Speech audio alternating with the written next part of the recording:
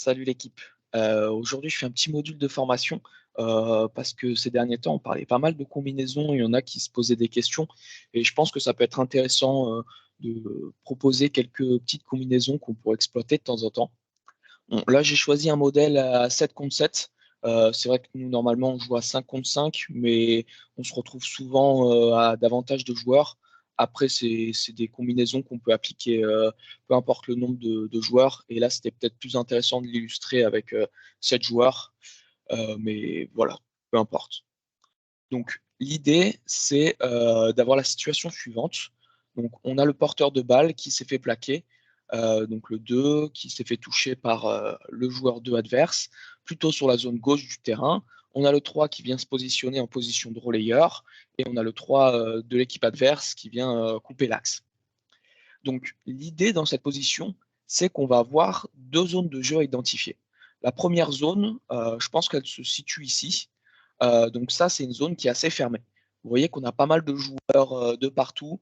On va éventuellement pouvoir essayer de jouer petit côté en faisant un 1-2 entre le 1 et le 3.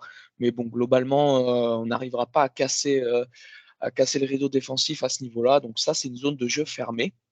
Au contraire de, hop, je vais changer de couleur, ce sera plus illustrant, de cette zone de jeu, où là, on va avoir, actuellement, on a un 2 contre 2 à exploiter, mais si on arrive à ramener un autre joueur, là, on va pouvoir exploiter un 3 contre 2, éventuellement davantage.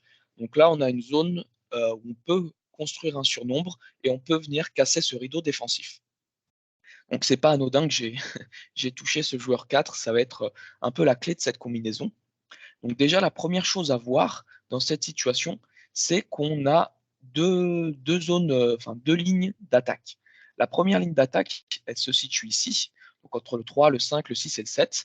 Et on a un joueur 4 qui est venu se mettre plus en profondeur. Vous voyez qu'on ne positionne pas dans la ligne d'attaque, on vient le mettre davantage en profondeur. Ça va permettre plusieurs choses. Donc déjà, la première chose, c'est que le 3 va avoir plusieurs options de jeu. Donc là, rapidement, on voit qu'on a trois options de jeu. Il peut venir jouer sur le 1, il peut venir jouer sur le 4, ou il peut venir jouer sur le 5.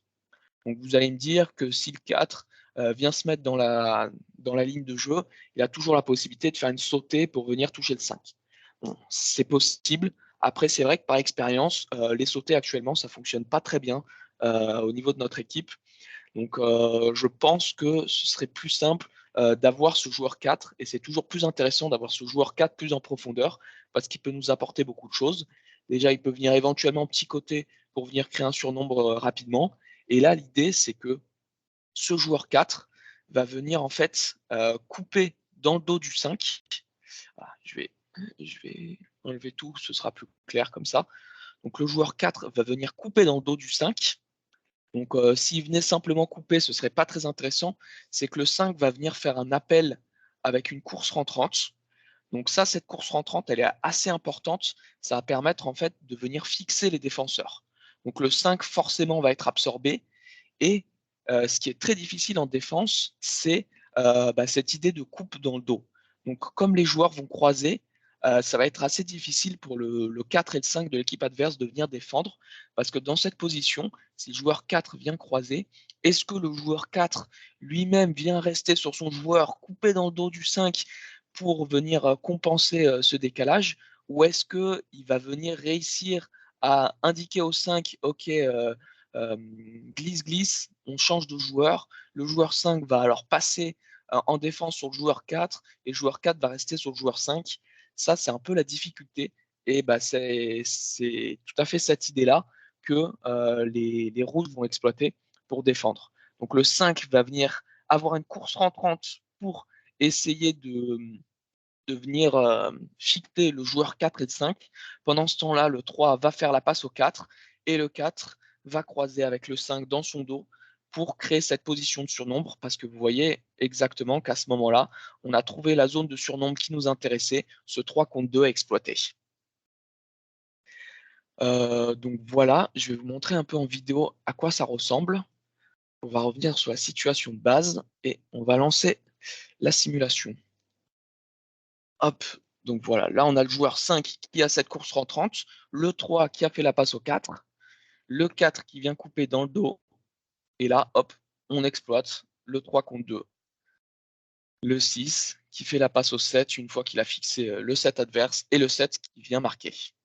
Donc ce qui est également intéressant dans cette situation, c'est la course du 3. Vous voyez que le 3, eh ben, il a fait sa passe, mais il ne va pas rester statique, attendre, se remettre